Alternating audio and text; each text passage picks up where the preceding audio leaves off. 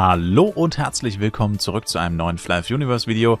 Heute mit dem Wochenend-Event. Dieses Wochenende läuft 26. September, Freitag 0 Uhr bis Sonntag 28. September 23:59. Es ist ein Enhanced Armor Piercing Chance Upgrade Event. Das heißt quasi erhöhte Chance darauf, die Suit zu socken. Und ja, es ist halt vor allem auf dem FEC jetzt nicht so das ausschlaggebendste Event, da die Wahrscheinlichkeit dafür sowieso schon so recht hoch ist. Die ersten beiden Socke sind, der erste ist garantiert, der zweite ist quasi garantiert. Ja, und insgesamt ist es natürlich ein sehr leichtes Upgrade. Ich finde es aber noch schade, dass es nicht zusammengelegt wird mit dem Weapon Piercing Event, weil für mich ist das einfach das Gleiche. Und ja, irgendwann wird es vielleicht passieren, aber naja, wer auch immer jetzt seine Suit socken will, sollte es auf jeden Fall dieses Wochenende tun. Und dann gibt es das 2025 PvP Finals Notice Info Beitrags-Dingenskirchen. Was aber nicht das finale Beitrags-Dingenskirchen ist. Es kommt auf jeden Fall mindestens noch eins. Aber hier haben wir schon mal so die grobe Übersicht, wie das Finale vom FEC abläuft. Ja. Zuerst mal, wo findet es statt? Ja, in Manila, steht da sogar im Logo vom Server sogar drin. In der Ayala Mall Manila Bay Activity Center am 18. Oktober. Die Starttime ist 13 Uhr philippinische Zeit. Und bei uns ist es dann quasi, also wir sind UTC +2, also bei uns muss es um 7 Uhr morgens losgehen. Das ist natürlich eine saftige Zeit, aber für uns tatsächlich noch ganz gut. Für Amerikaner müsste es ziemlich schlecht sein, weil bei den Amerikanern müsste es quasi wirklich mitten in der Nacht sein und da geht's los. Und letztes Mal ging es halt bis in den späteren Nachmittag, also 15:30, glaube ich, war dann wirklich Ende. Das heißt, die müssen die ganze Nacht aufbleiben, mehr oder weniger. Bei uns ist es in Anführungszeichen nur oder wenigstens früh am Morgen. Also, naja, ich meine, klar natürlich blöd, dass man früh aufstehen muss am Wochenende, aber sonst ist es eigentlich nicht so schlimm. Und dann ist es dann einfach tagsüber die meiste Zeit davon. Genau. Dieses Pre-Meetup, das ist, glaube ich, nur für die Teilnehmer relevant. Das wird, soweit ich weiß, auch nicht gestreamt. Das ist quasi für diese Teams hier relevant, die auch tatsächlich am Finale teilnehmen. Es hat sich ja auch nur eine einzige Sache geändert. Also die Teams wurden angekündigt und zwar hier.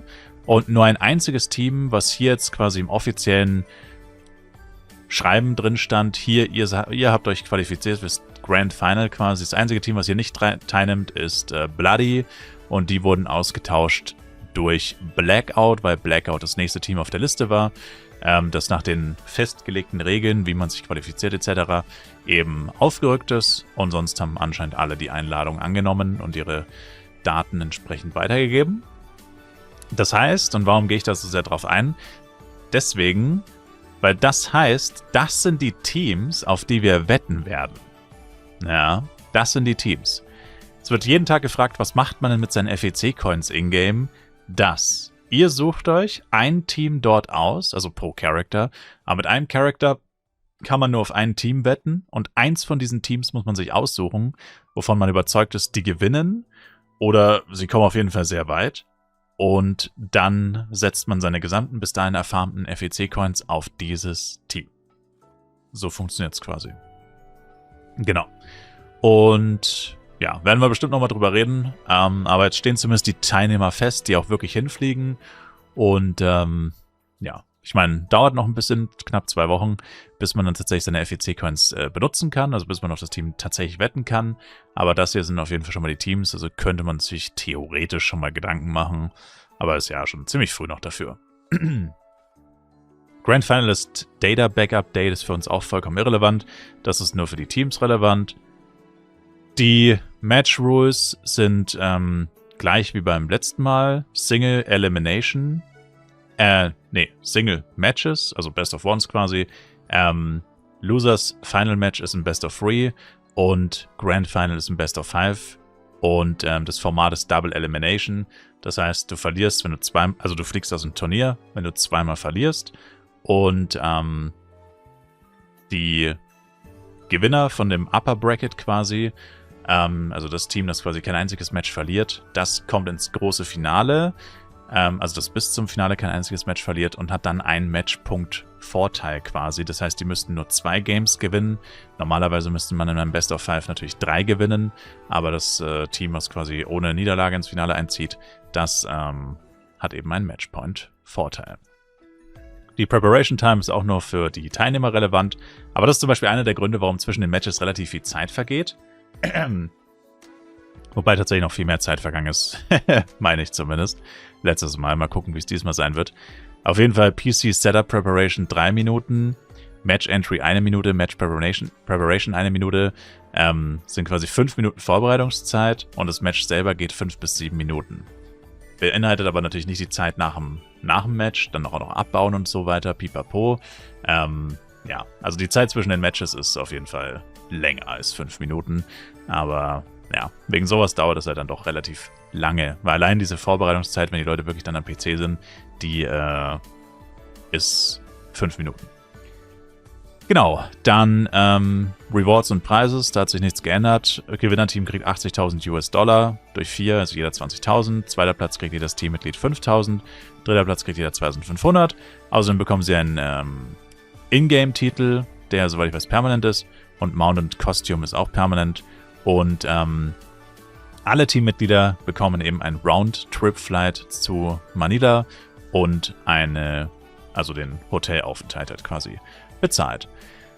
Der Livestream findet auf Twitch, YouTube und Facebook statt. Die Channel sind da verlinkt, aber ich sag mal so, an einem Tag, vor allem auf Twitch ist nicht so viel los in der Fluffy Universe Kategorie, da wird man das kaum verpassen. Und wie gesagt, hier ist eben die Livestream-Startzeit, die ist nochmal ein kleines bisschen später als der andere Termin, aber wie gesagt, ist halt auch wirklich sehr früh am Morgen am Samstag. Genau, dann Streamer Broadcast, das ist für uns jetzt oder für mich auf jeden Fall relevant. Genau, fängt eben, also hier ist die philippinische Uhrzeit wieder angegeben, am 18.10. Samstag statt. Dann schauen wir den Stream über den offiziellen Fluffy Universe Channel, wie jeder. Man kann 3 Coupon-Codes bekommen und genau. Also eigentlich so ähnlich wie letztes Mal. Waren letztes Mal auch 3 Coupon-Codes? Ich glaube schon, ja. Und dann Partner-Streaming-Channels ist, wie gesagt, das Gleiche.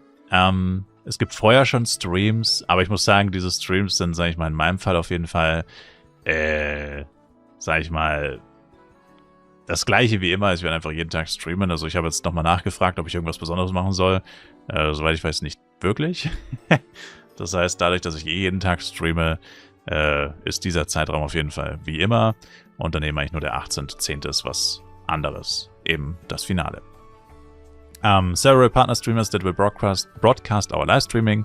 Und wir haben auch Special Coupons, von denen, also wie genau das abläuft, weiß ich selber ehrlich gesagt noch nicht. Gab es, soweit ich weiß, noch keine Info. Und die werden den FEC 2025, das Finale, in verschiedenen Sprachen live streamen. Allerdings gibt es ja nur philippinische und deutsche Streamer. Das heißt, effektiv ist es philippinisch und deutsch. Ich meine, gut, ich sage auch immer, oder beantworte auch immer Fragen auf Englisch und so weiter. Und ich denke mal, das machen so ziemlich alle Streamer. Aber letztendlich ist es ja eigentlich eher deutsch und philippinisch. Wie eben auch die Community, die ja größtenteils deutsch und philippinisch ist. Genau, und hier haben wir die Übersicht der Streamer. Die haben nach so einem, wie haben sie gesagt, Representative Image haben die gefragt. Und ich habe auch überlegt, ob ich einfach mein Logo reinschicke. Aber dann habe ich es legit auch gegoogelt, Representative Image. Da kommt dann immer so LinkedIn-Zeug und so. Da dachte ich mir, ja komm, mache ich doch ein Bild. Aber irgendwie haben alle doch einfach ihren YouTube-Avatar genommen, mehr oder weniger. Aber ist ja egal. Genau. Und ja, dann On-Site-Event, das heißt quasi am Tag des Turniers, wo man tatsächlich vor Ort sein wird. Betrifft nur Leute, die auch tatsächlich eben vor Ort sind. Würde ich jetzt sagen, schauen wir uns gar nicht so wirklich an, weil ich glaube, es sind sowieso mehr oder weniger die gleichen Events, die es auch letztes Jahr gab. Gibt es zum Beispiel ein Event für Gilden. Da kann man dann Cash-Preise gewinnen, Weapon-Skins und so weiter. Dann noch ein spezielles Raffle. Und ja, ist wie gesagt, ja, keine Ahnung. Ist halt für uns nicht relevant, wenn wir nicht vor Ort sind. Und ich denke mal, von euch wird keiner vor Ort sein. Oder doch? Vielleicht auch schon, dann könnt ihr es euch ja anschauen. Dann gibt es zusätzlich noch ein Livestream-Event für Playpark. Playpark ist ja der Veranstalter, Schrägstrich Sponsor von dem Ganzen. Und die haben hier nochmal so ein Extra-Event, das aber nur für philippinische Spieler ist. Das heißt, da ist eine Voraussetzung, dass man wahrscheinlich auf dem Playpark-Server spielt. Und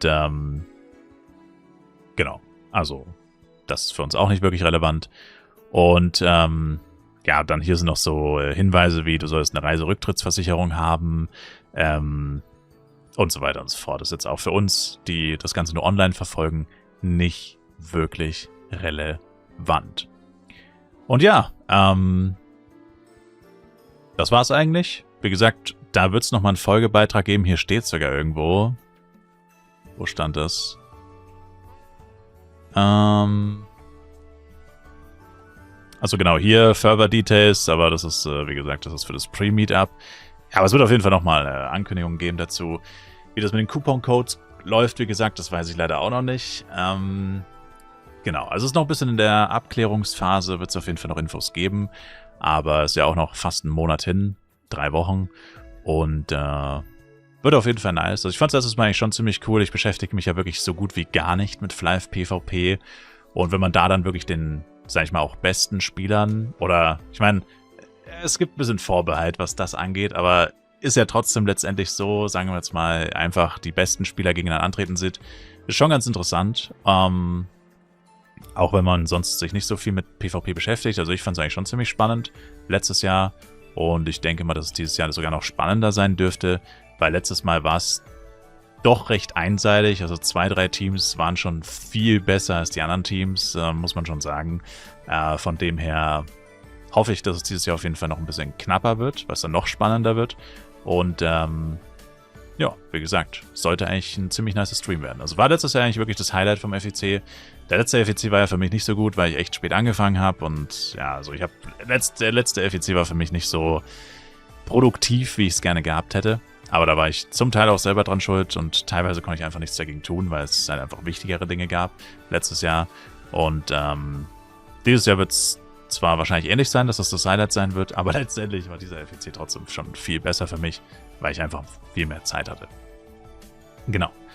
Und ja, wie gesagt, warten wir weitere Ankündigungen ab, vor allem wie es mit den Coupon-Codes genau funktionieren wird, aber das könnte noch ein bisschen dauern, bis ich da die Infos habe und die auch weitergeben kann, darf, wie auch immer. Und genau, das war's eigentlich. Danke euch vielmals fürs Zuschauen. Ich würde mich auf jeden Fall sehr über ein Like, Kommentar, noch ein Abo von euch freuen. Und wir sehen uns dann hoffentlich auch im nächsten Flive Universe Video wieder. Bis dahin, haut rein, schaut im Livestream vorbei, Twitch-Links in der Videobeschreibung und ciao, ciao.